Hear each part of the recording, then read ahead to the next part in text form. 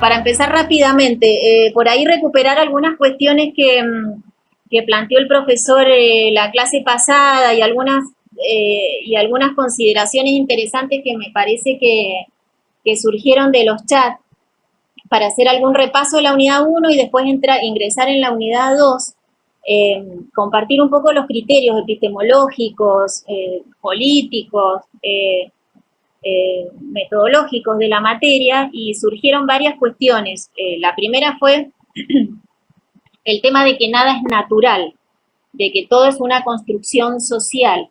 Digamos, la pobreza, el desempleo, es fruto de decisiones políticas. Que hayan países más igualitarios que otros no es una cuestión natural, ni es un terremoto, ni es una tormenta, ni es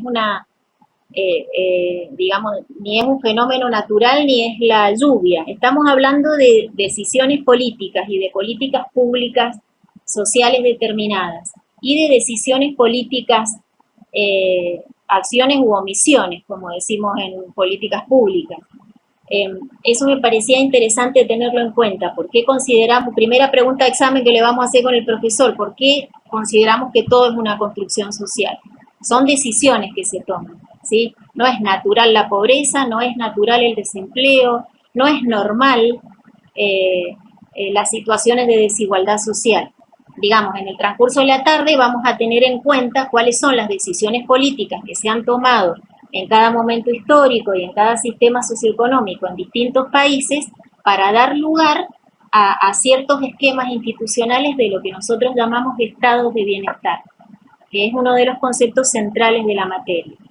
El otro tema que surgió, lo que nombraba el profesor Ricardo, es el tema de la totalización o la homogeneización.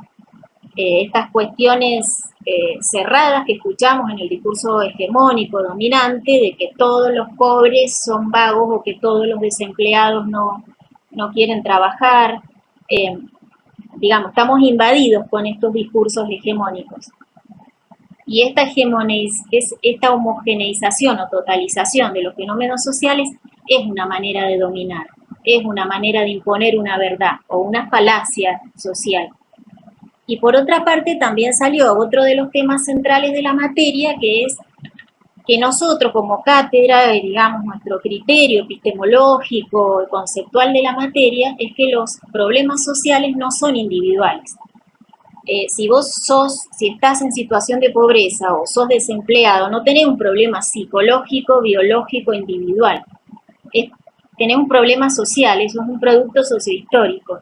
Entonces, hacer mucho hincapié en esto. Nosotros consideramos que los problemas son sociales, no responden a acciones individuales. Nadie elige ser pobre, nadie elige ser desempleado, ninguna mujer elige que le peguen, ninguna mujer se merece la violencia por andar con la faldita corta, digamos, todas estas explicaciones individuales o individualistas sobre los fenómenos sociales consideramos que son equivocadas, erróneas, o no van, digamos, a las cuestiones estructurales o a las explicaciones estructurales de los fenómenos sociales. Entonces, a partir de ahí salió que ustedes ponían en el chat, bueno, esto es fruto de sistemas de dominación. Nosotros no hacemos una clase de sociología política, ustedes ya tienen sociología por otro lado, ni tampoco damos clases de economía, pero sí relacionamos la política social como una expresión del sistema económico y como una expresión de sistemas estructurales. Entonces, nada, me parecía hincapié hacer esto de, digamos, esta síntesis que hizo Juan Carlos sobre la unidad 1 de romper el sentido común. ¿Cómo lo rompes? Complejizando, desnaturalizando, historizando y interrogándose sobre algo. Todas estas afirmaciones de la señora del barrio, del asadito del domingo, las grandes afirmaciones que hacen los vecinos y los almuerzos vamos a cambiar a Mirta Legrand por Juana Viale este año, transfórmenlo en una pregunta, en una disputa. Y de ahí vienen todas estas categorías y conceptos que nosotros queremos sintetizar en la materia, que son categorías y conceptos de las ciencias sociales, que es la ciencia que nosotros amamos y defendemos. Entonces, apelamos a esas categorías y a esos conceptos para explicar estos fenómenos y para salir de esa cuestión espontánea de sentido común, y de visiones hegemónicas sobre la pobreza, sobre el desempleo, sobre la protección social en general. Y otra de las cosas interesantes que salieron y me parecieron buenas son las distintas corrientes teóricas que existen en ciencias sociales para explicar ciertos fenómenos sociales, que quede claro que cada uno puede defender la corriente teórica ideológica que quiera. Si quieren caer con un libro de Milton Friedman y decir, mira, yo soy neoliberal y defiendo la competencia individual, el libre juego de la oferta y la demanda, por supuesto que está buenísimo y lo podemos discutir. El tema es hacerlo con rigor y con consistencia, saliéndose de ese sentido común. Digamos, en esta cátedra tampoco creemos en la neutralidad valorativa. No creemos en que un profesor sea neutral políticamente, no existe la neutralidad, no existe la neutralidad ideológica tampoco en el asadito, ¿sí? Cuando el tío dice, no, yo no pertenezco a ninguna visión política, pero hay que matar a todos los negros, bueno, está dando una visión política ideológica muy particular. No hay mejor forma o más, digamos, más efectiva de imponer una ideología que negándola, diciendo, no, nosotros somos neutrales. En eso no creemos y, bueno, tenemos la honestidad intelectual y profesional de decirlo y comunicarlo y todo el mundo se entera desde qué lugar decimos lo que decimos. Así es que, bueno, me parecía bueno recordar un poco estas cuestiones que habían salido en los encuentros anteriores. Me siento muy sola y me siento horrible acá de no poder intercambiar con nadie, pero bueno, así está dado este año. Estamos acá. Bueno, gracias. Qué lindo escuchar una voz en el universo. Así es que, bueno, una de las categorías centrales que explicó el profesor en la clase pasada es el concepto de política social. Sabemos que cuando hablamos de política social hablamos de intervenciones estatales en tres grandes campos, o cuatro grandes campos, que es la seguridad social, los bienes y servicios, educación y salud, asistencia y políticas de empleo.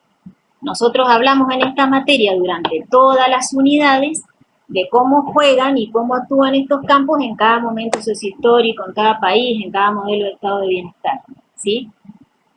Si alguien no entiende nada de lo que digo, me van soplando, ¿ok? Bueno, entonces lo que yo les propongo compartir esta tarde es el nacimiento, el origen y desarrollo de los estados de bienestar. ¿Qué enfoques teóricos y qué concepciones ideológicas hay detrás de los estados de bienestar, detrás de esta construcción sociopolítica, institucional y económica que llamamos estado de bienestar? ¿Cuál es el papel del Estado y de los actores sociales en esa construcción institucional? ¿Y cómo se desarrolló el estado de bienestar en Europa? ¿Y cómo se desarrollan los estados de bienestar, entre comillas, bienestar, en América Latina? Para eso vamos a ver el origen histórico, los conceptos que utilizamos y cómo los aplicamos en políticas públicas particulares y concretas. Esto lo vamos a pasar. El profesor explicó la clase pasada cuál es el recorrido histórico entre el feudalismo hasta llegar a los estados modernos. Bueno, la política social se basa principalmente en intervenciones estatales en 3 o 4 grandes campos. Una es la seguridad social, el sistema de jubilaciones y pensiones. Enseguida vamos a ver este concepto tan abstracto, cómo se fue aplicando y cuándo nació la seguridad social en el capitalismo moderno. Básicamente la seguridad social es todas las intervenciones que realiza el Estado para protegerte ante un riesgo de la vida activa. Enseguida lo desarrollamos un poco más cuando hablemos de nuestro amigo Bismarck, que fue el que se le ocurrió la idea. El segundo gran campo de la política social son los bienes y servicios, la educación, la salud, en parte la vivienda. Y el tercer gran campo de la política social es la asistencia, que hay veces se expande cuando los mercados de trabajo fallan en integrar y otras veces es más reducida. Estos 3 grandes campos históricamente han ido moviéndose de distinta manera en cada momento, en cada sistema económico particular. Y las políticas de empleo, las políticas de regulación del empleo, que hace el Estado para regular el empleo, el mercado de trabajo. Enseguida lo vemos mejor y vamos repasando un poco estos conceptos para que queden, para bajar el nivel de abstracción y que quede un poco más claro. Y con respecto a la diferencia entre política pública y política social, eso era, ¿cierto, Ricardo? La política social es una parte de las políticas públicas. Las políticas públicas son un conjunto de intervenciones estatales en distintos campos para resolver problemas públicos, para dar respuesta a un problema delimitado socialmente. Por ejemplo, un problema social, un problema público es la violencia de género.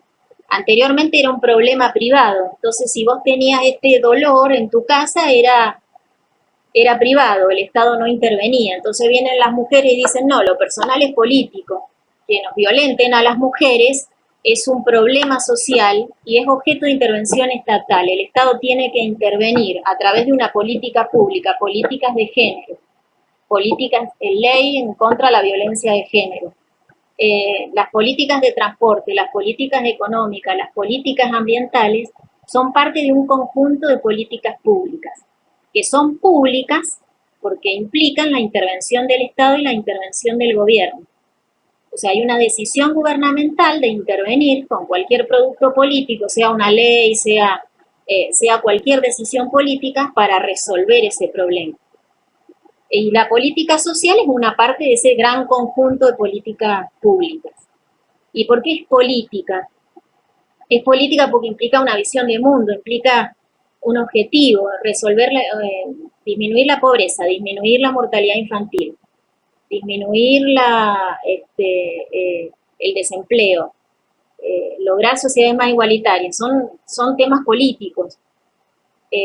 Así que bienvenida a la politización de los temas, porque no son individuales, sino que tienen que ser resueltos por intervenciones estatales gubernamentales, porque no lo podemos resolver de manera individual. Tiene que haber un producto político que te proteja ante ese problema social. Si se entendió bien, y si no me interrumpen de nuevo y lo volvemos a explicar. Sí, está bien, profe, gracias. Bueno, entonces, volviendo al tema del repaso de la clase pasada, Juan Carlos nos hizo todo un recorrido desde el feudalismo hasta el nacimiento de la sociedad moderna.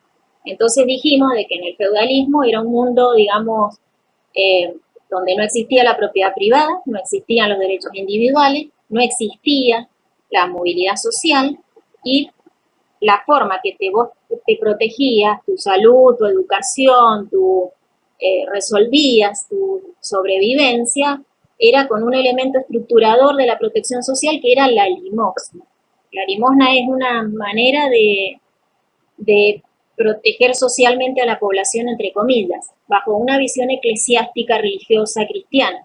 Yo me gano el cielo dando la limosna si soy rico, y el pobre se gana el cielo por el solo hecho de ser pobre. O sea, hay una valoración de la pobreza. Esta estructura socioeconómica feudal, basada en el vasallaje, en el trabajo en la tierra, va a cambiar cuando se desarrolla el capitalismo.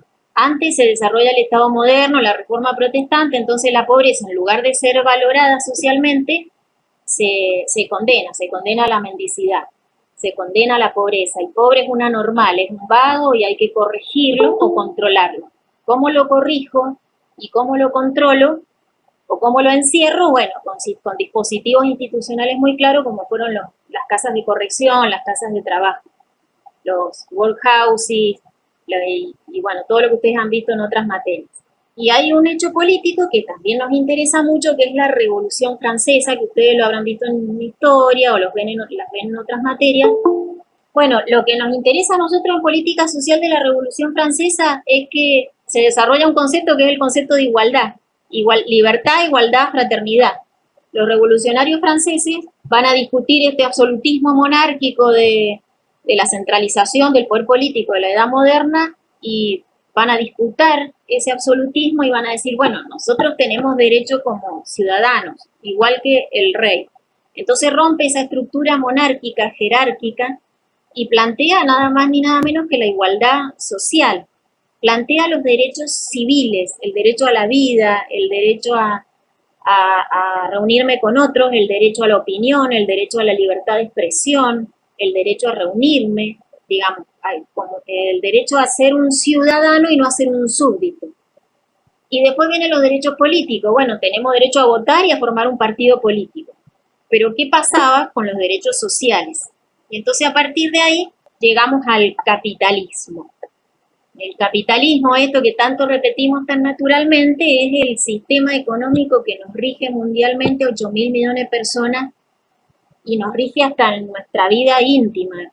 Digamos, el capitalismo es un sistema socioeconómico fuertemente poderoso que está en nuestra vida cotidiana y en cada uno de nuestros intercambios, desde el momento que vas a contratar un seguro para tu auto, el momento que llevas a tu hijo a la escuela, en el momento que tomas cualquier decisión de tu vida, está metido psíquicamente, psicológicamente, económica y políticamente el sistema capitalista, que nace en este hermoso momento que es la revolución industrial, de la que habló el profe. Voy rápido con esto porque ya lo dijo Juan Carlos en la clase pasada, pero básicamente lo que va a desembocar, digamos, en la necesidad de que un Estado intervenga para resolver las extremas desigualdades es la revolución industrial. La revolución industrial también lo hablamos. La revolución industrial implica el nacimiento de dos grandes clases sociales, que es la burguesía y el proletariado.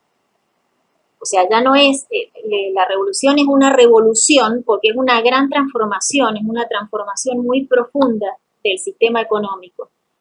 Entonces, ¿en qué consiste esto? Que pasamos del trabajo rural, en Inglaterra estamos hablando, ¿no?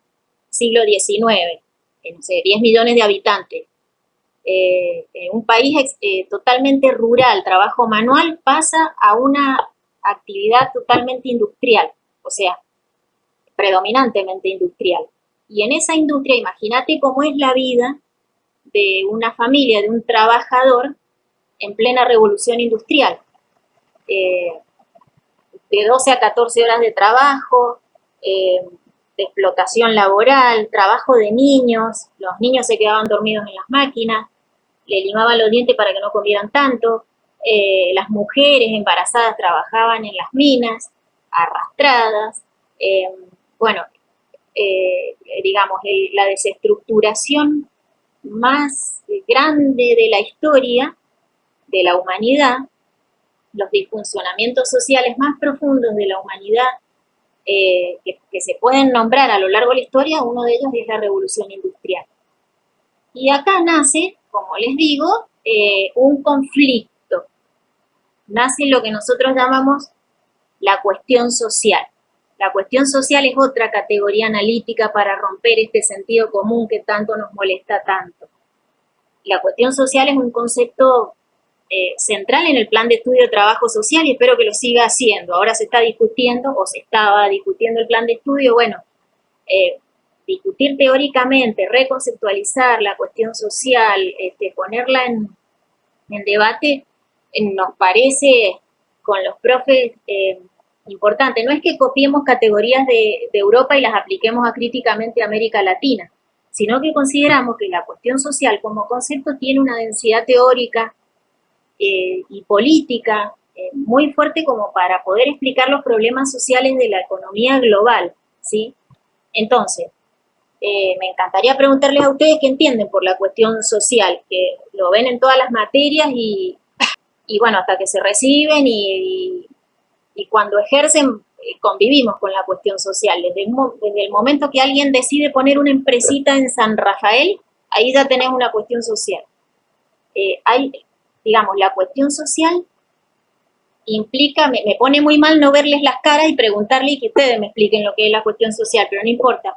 Acá estoy en soledad tratando de divertirme y de plantear conceptos centrales que a nosotros nos interesa mucho que ustedes entiendan. La cuestión social es una tensión, es un conflicto, es algo que hay que resolver, es un problemita, un conflicto entre dos actores centrales que nacen en la revolución industrial, que son los dueños de los medios de producción, los dueños de esa fábrica y sus trabajadores, que ya no son ni siervos ni súbditos, son proletarios.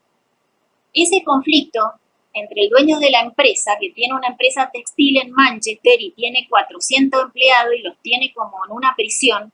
Las fábricas en la revolución industrial eran prisiones. El trabajador era propiedad total del dueño de la fábrica. El dueño de la fábrica los encerraba, incluso dormían todos en una habitación y los despertaba a las 4, a las 5 de la mañana y tenían que trabajar de 12 a 14 horas. Por un lado, Milagros dice, se pone en la cuestión social como que se pone en cuestión lo social. Erika dice, cuestión social es el conflicto por las mejoras salariales de vida. Exacto, sí. Para lograr más cohesión entre los dueños y los obreros. Bueno, y Silvana dice, la cuestión social es el conflicto entre capital y trabajo. Sí, es un conflicto. ¿Cuál era la primera? Se pone en cuestión lo social. Se pone en cuestión lo social. Es poner sí. en cuestión lo social. El tema es, en Inglaterra, en plena revolución industrial, con el aumento de la pobreza, imagínate que más de un 90% de la población en Inglaterra era pobre. No era la primera vez que había ese grado de pobreza en la sociedad. En la Edad Media, el 90% de la población era pobre, el 70% de la propiedad y de la riqueza estaba en manos de la iglesia, del clero y de la aristocracia.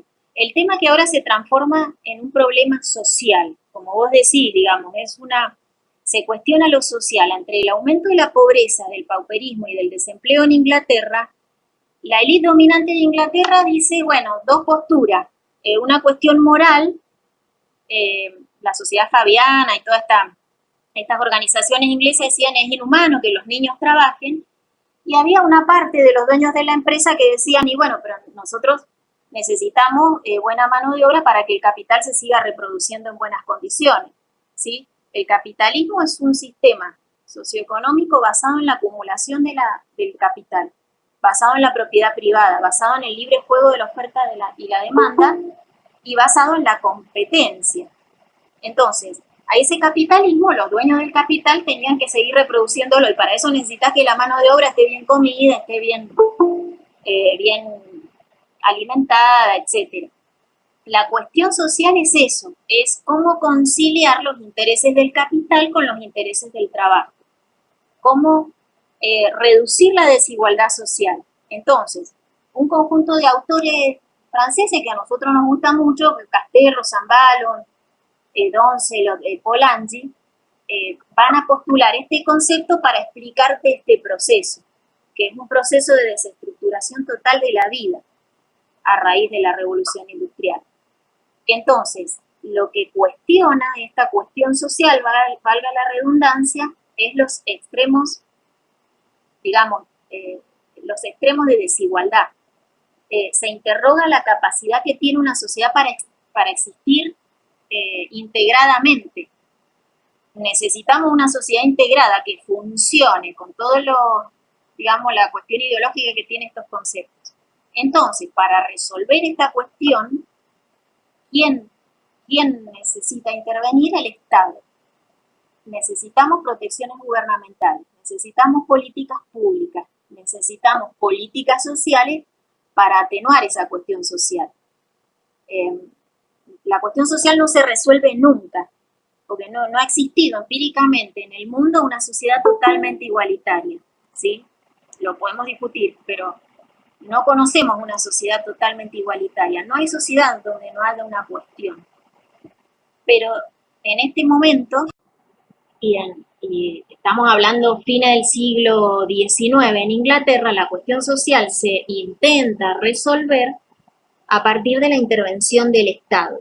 ¿Y qué hace el Estado para resolverla? ¿Y qué hace el Estado para intentar conjurar, como dice la literatura?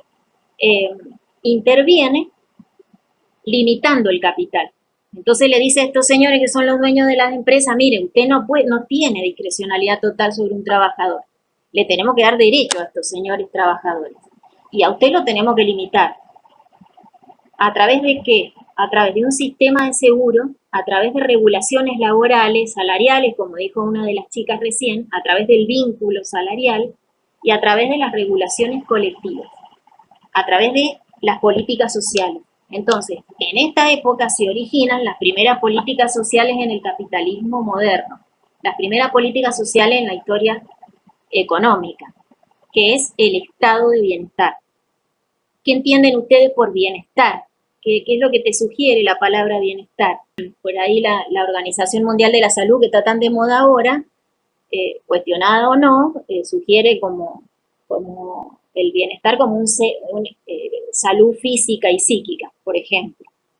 El bienestar de una persona es reducir tus niveles de incertidumbre. Bienestar es tener un salario adecuado.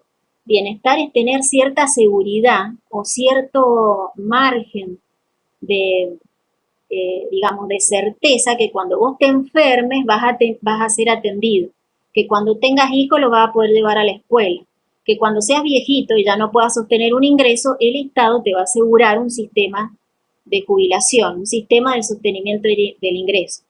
Ahí hay una palabra que ha puesto creo que Belu puso, yo le acabo de poner, en relación a esto, estas intervenciones son reformistas, digamos, para darle aportar una palabra adicional, sí. Y otra cosa es recordar que todas estas intervenciones reformistas que intentan, como vos bien lo has puesto acá, que evidentemente un intento de conciliación entre el capitalismo y la democracia, son también porque durante todo el siglo XIX y sobre todo cuando esto surge, y a principios del siglo XX, la posibilidad real de que el proletariado se conduzca a una revolución existe. Entonces, para muchos autores también, y me parece que lo dice los Olmos, que es el autor que tienen que leer en la unidad 2, es que también la burguesía ahora dominante tiene el temor concreto de la revolución porque han ocurrido en Francia, en Alemania, en Inglaterra intentos revolucionarios que luego terminan en la Revolución Rusa de 1917, pero previo a eso en los países industriales la organización obrera es muy poderosa. Entonces la palabra reformismo es una buena palabra porque da cuenta de que no se modifica el capitalismo, pero que el sector dominante negocia algunas condiciones y reduce sus márgenes de ganancia, porque ahí alguien está preguntando, en algún sentido es una conciliación, una especie de acuerdo que siempre es transitorio, pero y va a ir variando cuando la burguesía industrial que luego se fue consolidando como clase dominante reduce, entre comillas, los beneficios de los sectores trabajadores, ¿no? Que para la clase trabajadora son conquistas, a veces como están dichas, volviendo al uso del sentido común dominante, son beneficios. No son ningún tipo de beneficio porque nadie regaló nada, son conquistas de la organización de los sectores trabajadores a lo largo de 200 años. Es como decir si la licencia por maternidad paga fuera un beneficio. No, es una conquista que se transformó en un derecho, que fue una regulación y que depende de los países puede durar 90 días o puede durar 2 años, como en Suecia. Pero bueno, sí, ahí Juan Carlos hay un temita importante, hablando del reformismo, que me olvidé mencionar, que es el desarrollo del marxismo y las ideas marxistas. Claro, te dejo ahí. O sea, la cuestión obrera, la cuestión entre el capital y el trabajo fue justamente planteada por el marxismo, cuando el marxismo cuestiona los principios de la revolución industrial. Entonces dice, ¿dónde está la igualdad si los niños están trabajando en las máquinas? ¿Qué me están hablando de libertad si tenemos a la gente explotada y existe plusvalía y etcétera? El marxismo entonces lo que va a plantear es la solución más revolucionaria, sociedad sin clase y sin Estado, sin capitalismo, propiedad, socialización de los medios de producción, que no exista la propiedad privada. En cambio el reformismo, como dicen las chicas, va a plantear, o sea, el estado de bienestar va en esta línea reformista.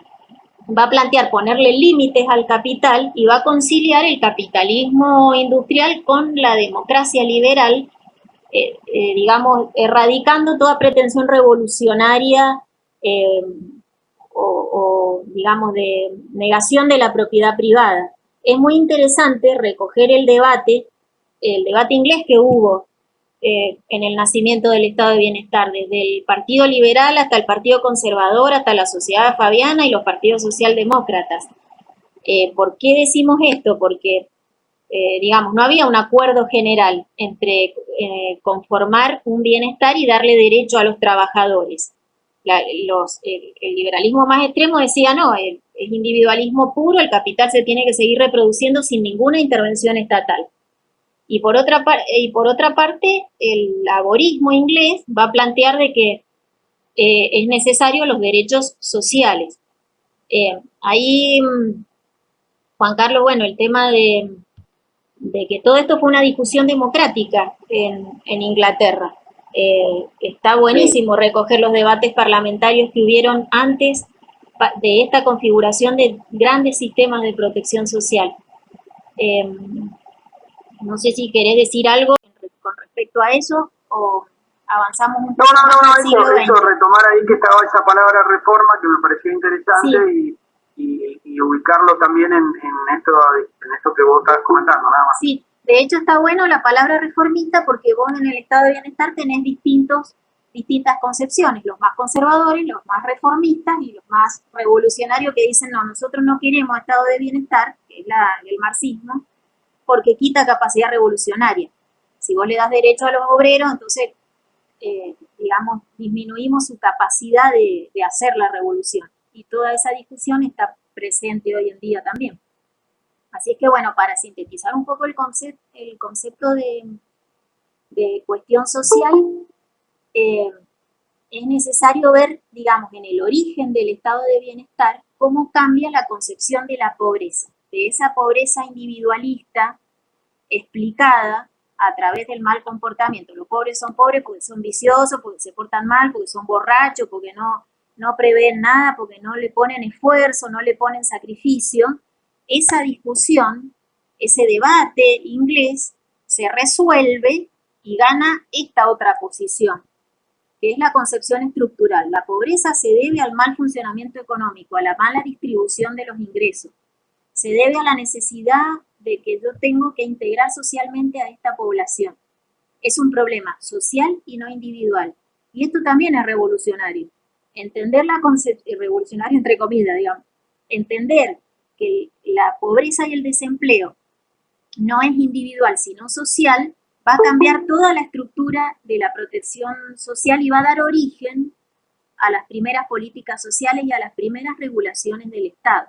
Entonces pasamos de esa asistencia arbitraria, moral, represiva, correctiva, pasamos a el derecho, a un derecho que está garantizado, que vos tenés la certeza que el Estado te lo tiene que garantizar, que el gobierno te tiene que proteger ante ese problema social. Y ahí nacen los derechos sociales y laborales, nacen las primeras regulaciones al trabajo, las primeras regulaciones sociales. Esta disputa entre la concepción individual y estructural de la pobreza es histórica y está presente y sigue presente. No es que se terminó en el siglo XIX en Inglaterra, lo resolvimos y a partir de ahora tenemos estado de bienestar maravilloso. Eso es una lucha política constante, es una disputa política permanente y sobre todo en América Latina. Después lo veremos, pero esta visión asistencial de la esposa del empresario repartiendo juguetitos en un barrio y esta concepción de la pobreza estructural, de que los derechos tienen que ser garantizados por el Estado, lo tenemos todos los días, esa lucha y esa disputa. Está acá, National Health Service, perdón la pronunciación, que se repartía a toda la población, a la población de los barrios, se repartían videos con dibujitos explicando, mire, usted a partir de ahora tiene acceso libre y gratuito a la salud en Inglaterra. Si usted se enferma puede ir al hospital público y debe ser atendido, y eso es un derecho universal garantizado por el Estado inglés. Ahí lo que se dice que se proporciona atención médica a todos, sin diferencia de rico, pobre, mujer, hombre, etcétera. Y no hay ningún requisito de seguro, no hay ningún requisito ni ningún condicionamiento. A mí me parece interesante la historia del sistema de salud inglés y es como un valor para los ingleses, más allá que después el neoliberalismo con Thatcher y etcétera, castigó bastante el sistema de salud inglés, pero bueno, se supone que es uno de los mejores del mundo. Ustedes después el profesor va a presentar el trabajo práctico y ahí en la película Psycho ustedes van a ver mucho de esto, cómo funcionan los sistemas de salud en distintos países del mundo en base a la universalidad o en base a los sistemas privados. Me parece importante ver este origen y la película lo muestra muy bien y después que ustedes hagan un análisis comparado. En este sistema nacional de salud inglés, donde se internó el primer ministro inglés Boris Johnson, el primer ministro actual, este señor todo despeinado que le agarró coronavirus, se internó en un hospital público inglés y después salió, bueno, felicitando y agradeciendo a un sistema que él mismo ha desfinanciado, por cierto. Pero bueno, este sistema de salud inglés es uno de los antecedentes más importantes del origen del estado de bienestar. Entonces, bueno, llegamos ya al 1945, después que termina la Segunda Guerra Mundial en Europa, imagínense cómo estaba el mundo después de la Segunda Guerra Mundial. 60 millones de personas muertas, millones de refugiados, millones de emigrados, la situación social más devastadora.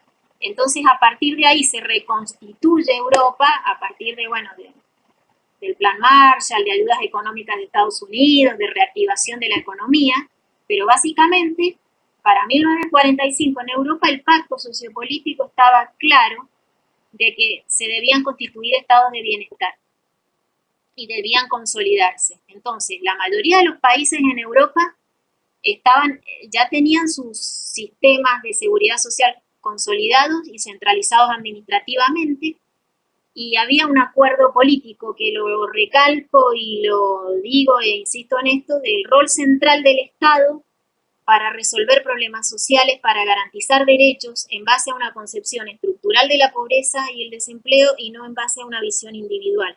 Es seguridad social, no es seguridad individual, ¿sí? Entonces, yendo más a la parte conceptual de lo que es un estado de bienestar, si te preguntamos qué entendés por estado de bienestar, el estado de bienestar es una fase de la expansión capitalista que implica la protección gubernamental para disminuir desigualdades sociales y para evitar los riesgos de tu vida activa. Implica que el Estado se compromete y reconoce como función pública la igualdad social y la calidad de vida. Me parece maravilloso que los estados y la política se pongan de acuerdo, más allá de que se sigue garantizando el capital, se sigue garantizando la propiedad privada y no se cuestiona el capitalismo en sí, sino que se lo limita y se lo regula, pero nos parece importante cómo las distintas fuerzas europeas se ponen de acuerdo para garantizar políticamente la igualdad social, para garantizar la distribución del ingreso y hacer que exista mecanismos distributivos para evitar que las personas se adentren en situaciones de riesgo y de incertidumbre. Lo que hace el estado de bienestar es reducir tu incertidumbre. Entonces, los elementos centrales que existen en un estado de bienestar es que el trabajo está protegido legalmente, que hay una orientación política de distribución del ingreso y una orientación económica de distribución del ingreso. ¿Qué significa? Que no hay demasiada diferencia entre ricos y pobres porque limito el capital y le doy derechos al trabajo. Una expansión de servicios de educación y salud desmercantilizados, y ya vamos a ver qué significa esa palabra, y una creación y expansión de la seguridad social. Expansión de los sistemas de protección social ante tus riesgos de la vida activa. Vos te jubilás, te pensionás, tenés derecho a la educación, a la salud, a un salario. Lo que define el estado de bienestar son las relaciones salariales. Tu vínculo, como dice Castel, tu posición en esta economía capitalista, vos estás integrado a la sociedad siempre y cuando tengas un trabajo formal y tengas un salario. Y no solo tenés un salario, tenés una identidad social, tenés una posición en la estructura social que te da identidad. Entonces, la cuestión social se logra pacificar, para no poner resolver, porque no se resuelve nunca, con la intervención estatal. ¿Y qué significa que el estado de bienestar implica manejo colectivo de los riesgos? Que los riesgos que nosotros tenemos como personas, como trabajadoras, no tanto como mujeres, porque eso se desarrolla después, los riesgos se afrontan colectivamente. Si yo no tengo trabajo, si me accidento, si quiero mandar a mi hijo a la escuela y si me enfermo, ese riesgo no es mío, no es individual, no lo tengo que afrontar individualmente. Se afronta colectivamente con la intervención del gobierno y con la garantía del gobierno. ¿A través de qué? Y bueno, básicamente regular, como dijimos, las relaciones laborales, intervenir en la economía poniéndole límites al capital y también a través de un encauzamiento de las políticas fiscales, las políticas impositivas. ¿De dónde saco la plata para sostener todo este esquema institucional? ¿Sí? Entonces, el Estado toma la decisión política de reorientar los recursos a favor de la igualdad social, a favor de la expansión de derechos sociales. ¿Se entiende? ¿Alguien tiene alguna pregunta?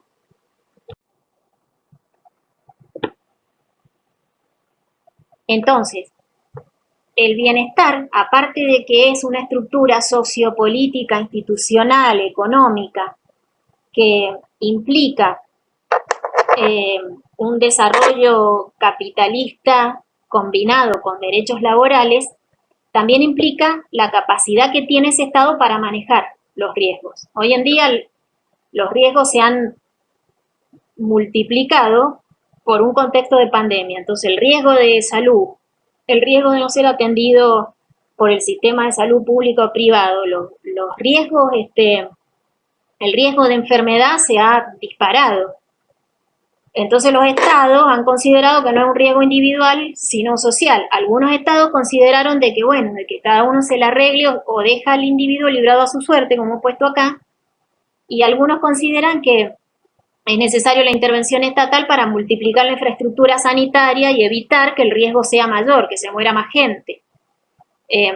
Entonces, volviendo, vamos a insistir mucho con esto, de que los riesgos no son individuales sino sociales de acuerdo a esta concepción ideológica del estado de bienestar.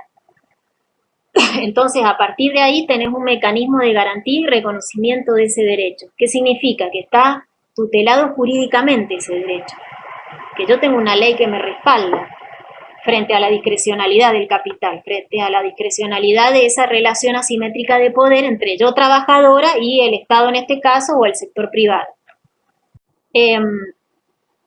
Entonces, bueno, al ser los riesgos colectivos, estos conceptos nos parece interesante que se vayan incorporando y que ustedes lo puedan aplicar a cada política que les interese, políticas de maternidad, políticas de cuidado, políticas de educación, de salud. Digamos, la producción del bienestar tiene que ver con estas cuestiones estructurales que decían ustedes en las intervenciones de la clase pasada. Mercados laborales, políticas públicas, sociales, organizaciones sociales, estructuras económicas. O sea, los conceptos que nosotros discutimos acá no es si el tipo es vago, si eligió estar en la pobreza, si no eligió, si le gusta ser desempleado y todas estas falacias sociales y mitos que escuchamos cotidianamente, sino que el centro de la discusión pasa por cómo creamos sistemas sociales que generen justicia, igualdad social, que sean los menos estratificados posible, como decía una de las chicas recién del sindicalismo. Bueno, sí, digamos, hay distintas capacidades de presión en un poder, en un país, distintas capacidades de presión de acuerdo a la mayor acumulación de poder que tenga un sindicato, mayor acumulación de poder de presión. Bueno, son sistemas más fragmentados y más estratificados, pero por lo menos discutimos qué sistemas de estratificación o no estratificación existen en nuestro país, qué relaciones de poder, qué consideramos desigualdad o una situación de asimetría social. Y el tema de clases, que por ahí yo antes trabajaba con un profesor que decía que no existían más las clases sociales, que no existía, me parece que nunca han estado más presentes las clases sociales la desigualdad y la plusvalía y usen los conceptos que ustedes más quieran y más simpáticos lógicos le caigan y los conceptos que más consideren ustedes que puede explicar las desigualdades sociales, las condiciones capitalistas actuales denotan grandes asimetrías, grandes desigualdades y gran concentración de la riqueza. O sea, la cantidad de personas que estamos en este MIT ahora, somos 130 personas, manejan el 80% de la riqueza mundial. Digamos, el capital actualmente, la gran discusión es qué sistemas impositivos se crean para disminuir las excesivas desigualdades, porque como decía el profesor recién, estamos volviendo a sistemas donde los niños trabajan, a sistemas de explotación laboral, a sistemas de trabajar 10 horas por día, a la discrecionalidad del poder sobre la clase trabajadora. Entonces, bueno, discutir estos temas no son históricos, son actuales. Y ahí una de las chicas recién preguntaba, refrescando un poco el concepto de política social, que tengan ustedes en cuenta los campos de la política social y cómo se han originado históricamente. Las políticas sociales son intervenciones del Estado y son formas secundarias de distribución del ingreso. O sea, como que el Estado corrige la concentración de la riqueza. Entonces, bueno, esto ya lo repetimos, pero les quería poner el concepto aquí para que vayan hilando todo este recorrido histórico que es tan largo y que uno lo hace en 1 horita y media, que tengan en cuenta ese recorrido en función también de los conceptos. La seguridad social, los servicios y la política asistencial. Nosotros consideramos que mientras más están consolidados los derechos sociales, menos es necesaria la política asistencial.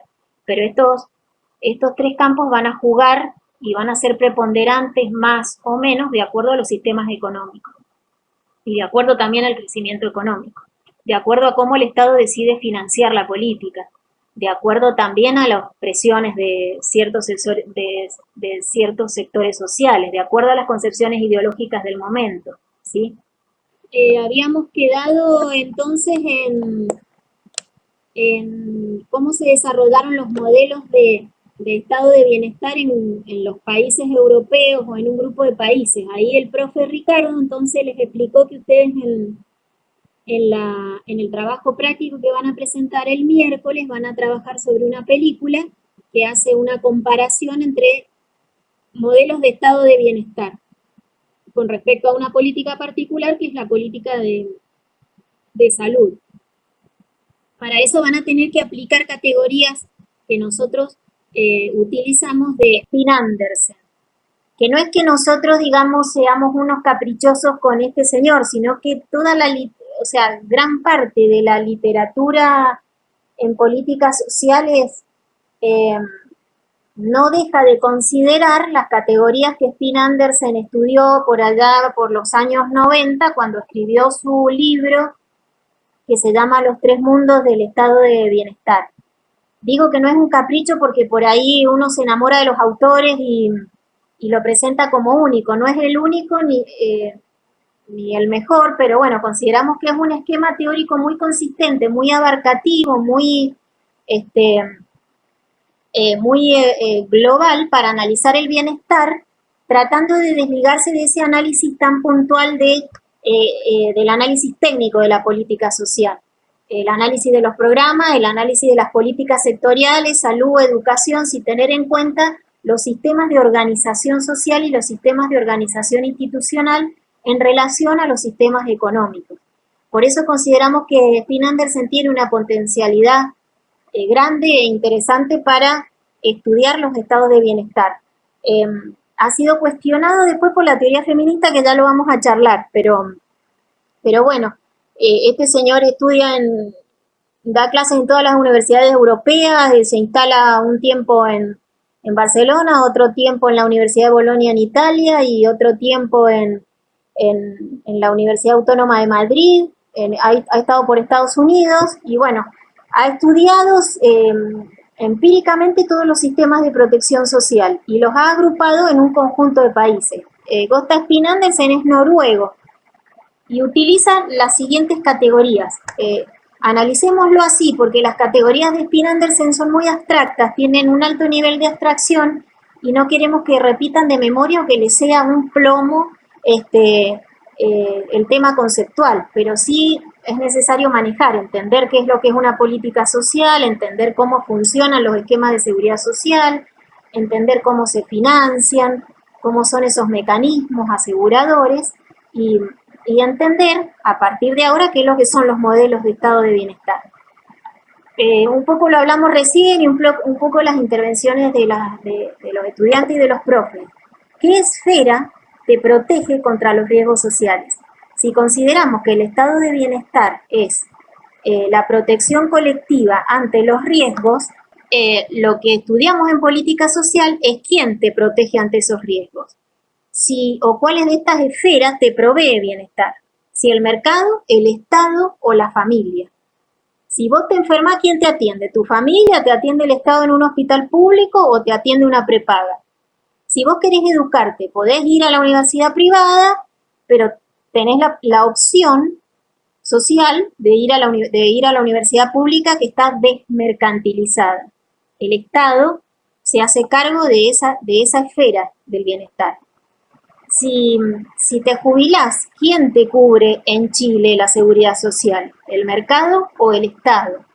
Entonces, el juego entre estas esferas te da una combinación de políticas sociales. En cada país donde ustedes observen una política social, la que más te interese, las políticas de cuidado, las políticas familiares, los subsidios familiares, como decían recién, las asignaciones familiares, las políticas de jubilaciones y pensiones, las políticas de salud, cada vez que analicen una política, tengan en cuenta el juego entre estos esquemas institucionales. Entonces, lo que Spin-Andersen va a decir es que los regímenes de bienestar, que él le llama regímenes, no modelos, tienen este tipo de combinaciones. Hay modelos de estado de bienestar que son más centrados en el Estado, donde el Estado es más importante en la provisión de ese bienestar, o hay modelos donde el mercado es más importante para proveerte bienestar. Hay modelos más mercantilizados y otros más desmercantilizados. Y hay modelos que generalmente tienen que ver con los estados de bienestar menos desarrollados y más rudimentarios, que son los más familiarizados. Y los estados de bienestar más avanzados son los más desfamiliarizados. ¿Qué significa eso? Pongamos algún ejemplo. Ustedes pregúntense, la política social en la cual me está proveyendo, ¿está bien dicho? Me está brindando bienestar en este momento en la universidad pública. Es la política social desmercantilizada.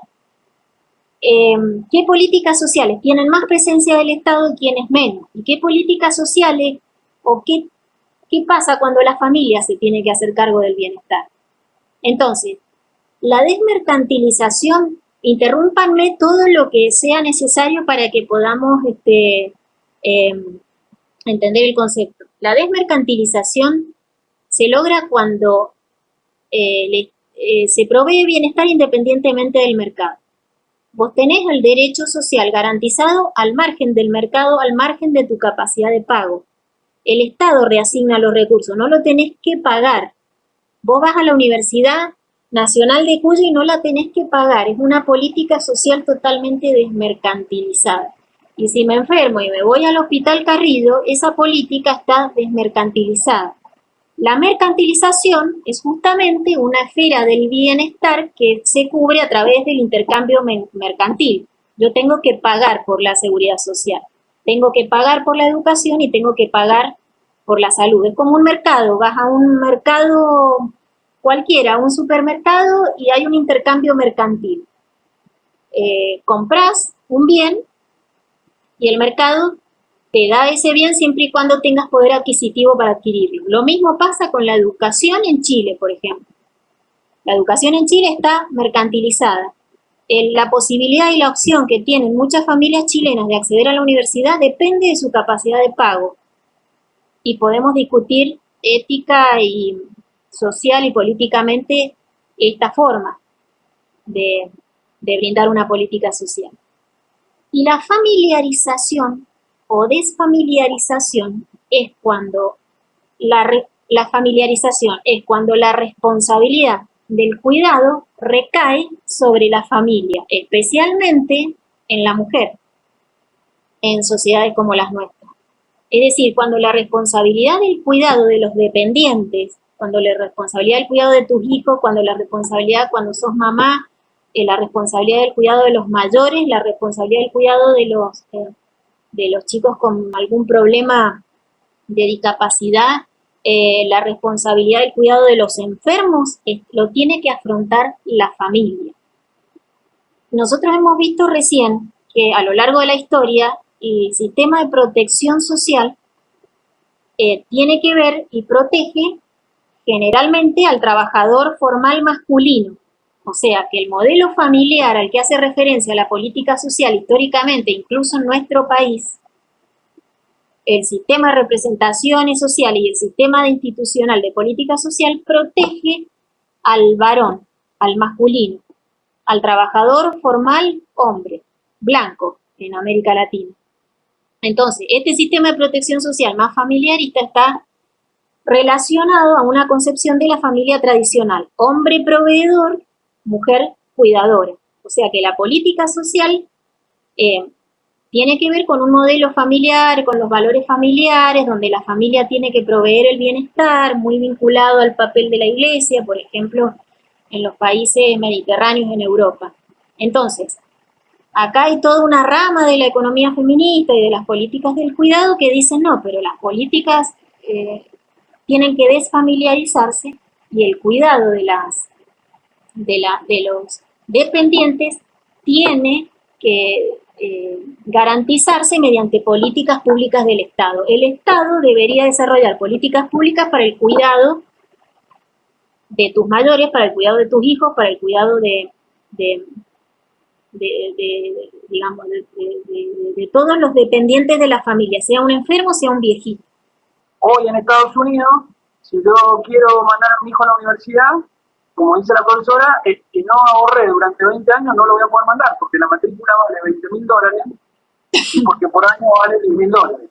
Entonces, no todas las familias norteamericanas lo pueden afrontar, y si no se endeudan o van pagando, van haciendo un ahorro de generaciones para que alguno de sus hijos puedan ir a la universidad. Ahí, Juan Carlos, una aclaración en función de lo que decís.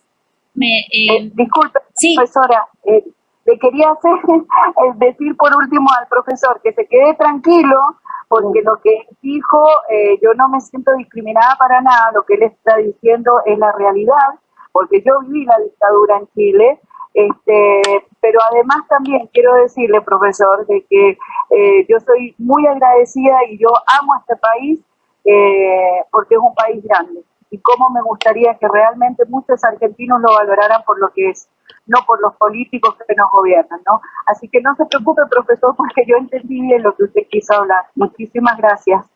No, de nada, ok. Nosotros también desearíamos que a todos los países sudamericanos pudieran tener una realidad, no sé si más parecida a la de Argentina o Uruguay, pero sí con menores niveles de pobreza y desigualdad, que en la gran mayoría de los casos no se condice con las posibilidades que tienen los países sudamericanos. Lamentablemente, la gran mayoría de ellos tienen riquezas para haber tenido otro tipo de desarrollo económico, y bueno, lamentablemente no podemos tener la población de nuestros países con condiciones de bienestar como ha ocurrido en la experiencia europea que está contando la profesora. Pero bueno, eso ya es motivo de otra materia. Sí, ahí gracias Mildred por no sé si pronuncié bien el nombre, por tu intervención. Una aclaración, Spin Andersen habla de los modelos de estado de bienestar en la década del 50, que lo tengo ahí consignado en la filmina. Después, como dijo Ricardo recién, ustedes vayan viendo año por año y los sistemas que presenta la película, por ejemplo, del 2007 hasta ahora, van cambiando, algunos se van mercantilizando más, otros menos, pero bueno, esto es una foto de la década del 50 y después tenemos el neoliberalismo y tenemos la crisis del estado de bienestar y hay muchas reconfiguraciones de esta foto. yo estoy presentando acá.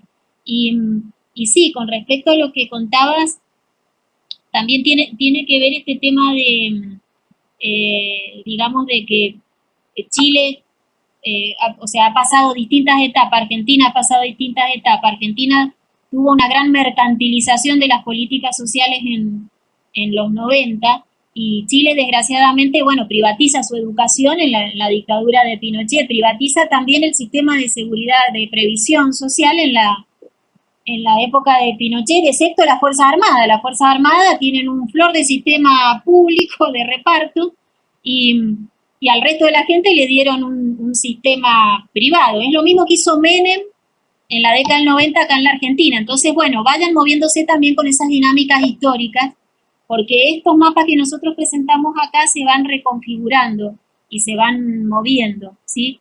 Y lo presentamos, como vos decís, hay una parte, hay hospitales públicos en Chile, pero no es lo predominante, no es lo dominante.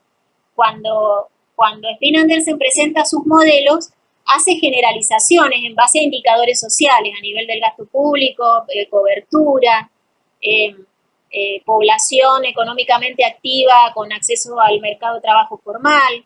Entonces va tomando distintos indicadores y saca una media, digamos. No significa que esté anulada totalmente la salud pública en los países altamente mercantilizados, pero no es lo preponderante, digamos. Por eso se habla de tendencias a la alta mercantilización, a una baja presencia del Estado. Y lo que vos decías recién, bueno, los países residuales o liberales funciona la intervención estatal en los grupos de riesgo. O sea, cuando falla el mercado, cuando falla el Estado, ahí recién, cuando falla el mercado, falla la familia, perdón, ahí recién interviene el Estado. A grupos reducidos de riesgo, con subsidios muy poco generosos, digamos, por ejemplo, a niños, a viejitos en Estados Unidos, en eso consisten los programas sociales en Estados Unidos. Pero básicamente la concepción ideológica que hay detrás de los modelos liberales residuales es el individualismo. O sea, la competencia individual es un valor, es una ideología que no está mal ni bien para quien quiera defenderla, pero básicamente el resultado social de eso es la alta mercantilización y la condición de que vos accedes a los derechos sociales o al bienestar siempre y cuando lo puedas pagar. Y esto no es una cosa que se le ocurrió a Donald Trump, esto es toda una corriente neoliberal que proviene de las escuelas económicas, de las escuelas de Chicago, Milton Friedman, Von Hayek, que después se metieron en las decisiones de los gobiernos de Reagan, de Bush, de Margaret Thatcher y todo, y de Pinochet, de Menem, Consenso de Washington. O sea, no son solo los académicos que se pusieron a escribir sobre el neoliberalismo, sino que influyeron en las políticas económicas mundiales y también influyeron en una crítica ideológica y una propaganda ideológica muy fuerte en contra de las políticas del bienestar. Pero fueron muy poderosos y son muy poderosos. Muchos de ellos están ubicados en organismos internacionales a quien le debemos mucha plata, por cierto, hoy, de nosotros como país. Así es que, bueno, esta es la concepción ideológica de los modelos liberales residuales. Pues, para seguir con los ejemplos y para que se vayan entendiendo los conceptos. El modelo conservador corporativo, estamos hablando de década del 50, en Alemania, Francia, España, Italia, tienen que ver con la protección social basada, condicionada al trabajador formal. Y acá hay uno de los mitos que queremos derribar, como decíamos recién. No es que las personas no trabajan. A mí me molesta mucho, me saca de las casillas escuchar en cualquier reunión social a profesionales e incluso a egresados de nuestra universidad pública decir que las personas no trabajan y que en este país la gente no trabaja. Me pone de los pelos. Digamos, ¿cuál es el gran mito ahí? Hay un trabajo formal y hay un trabajo informal. No es que no trabajen, sino que trabajan en el sector informal de la economía bajo condiciones de vulnerabilidad, de incertidumbre, de riesgo, de inestabilidad, con trayectorias laborales profundamente discontinuas y sin protección social. El albañil, el músico, las cuidadoras, la mujer ha trabajado toda su vida, pero no está vista como sujeto de la protección social de acuerdo al sistema y al esquema institucional de protección social. O sea, que hay una diferencia entre dos cosas, una diferencia conceptual entre el empleo y el trabajo. El empleo es un empleo formal, el pleno empleo este del que hablaba Keynes y del pleno empleo que todos queremos. Estamos hablando de empleo protegido, de empleo protegido socialmente, que si me enfermo, que si me rompo la rodilla, cuando sea viejita, voy a sostener mis derechos laborales. El trabajo es una categoría más sociológica, más abarcativa. Trabajadora, mi mamá ha trabajado toda la vida de ama de casa y no fue reconocida como trabajadora por el sistema de protección social hasta que vino el plan de inclusión previsional. Recién las chicas nombraron asignación universal por hijo. Bueno, ¿quiénes cobraban una asignación familiar? El trabajador formal. Si el profesor tiene 2 hijos, cobra una asignación familiar. Ricardo tiene 500 hijos, cobra una asignación familiar. Cobran una asignación por ser trabajadores formales. ¿Por qué una persona que levanta la cosecha desde los 7 años no puede cobrar una asignación familiar? Entonces, la asignación universal por hijo viene a equiparar la condición del trabajador formal con el informal y le da al informal un derecho que tienen solo los formales. Este modelo conservador corporativo, ¿por qué conservador? Porque está muy atado a la visión de la familia tradicional. Como decíamos recién, el hombre que provee y la mujer que cuida. Entonces la protección social es para el varón. Y es corporativo, ¿por qué? Porque tenés acceso al sistema de seguridad social y de protección social en tanto cumplas la condición laboral. Si sos trabajador formal, te protejo. Tu protección social tiene que ver con tu estatus ocupacional. Entonces, ¿cómo se da la mercantilización y la desmercantilización? Hay políticas sociales mercantilizadas y hay parte de la salud y la educación que son desmercantilizados, son sistemas mixtos, ¿sí? Y el Estado tiene una capacidad reguladora. El Estado es mediador en esa cuestión social. Entonces, bueno, acá tenés un conjunto de países diversos. Tenés Alemania, que tiene un mercado de trabajo muy integrador, con una sociedad cercana al pleno empleo en la década del 50, y tenés países más rudimentarios, Francia, España, Italia y Grecia, que, digamos, sus indicadores sociales son más bajos que toda la media europea. Gastan menos en salud y educación, tienen menos población formal, los indicadores sociales son menos positivos que en los países más desarrollados como Alemania y los países corporativos. Desmercantilización. ¿Alguna duda? Juan Carlos. No, yo te diría que dado la hora, yo creo que ha estado, bueno. Tenemos que decante, igual están diciendo que sí, de hacer, digamos, pasar esa última filmina y ya cumplamos también nosotros el horario. Este Power yo no lo tenía, así que después subílo vos a la 1 para el resto ya los estuve revisando, están todos en orden, así que sí. Dale, si querés hacerle una vueltita con los cuadros. No, yo Sí. Sí, no digo, lo dejaría acá porque después vamos a ver qué pasa con la mercantilización, la desmercantilización y el Estado y el bienestar en América Latina. Entonces, como que ya es un exceso de información, me parece que podríamos cortar acá y retomar el miércoles que viene con estos conceptos ya aplicados a América Latina, haciendo un pequeño repasito de estos 3 modelos en Europa. ¿Te parece? Sí.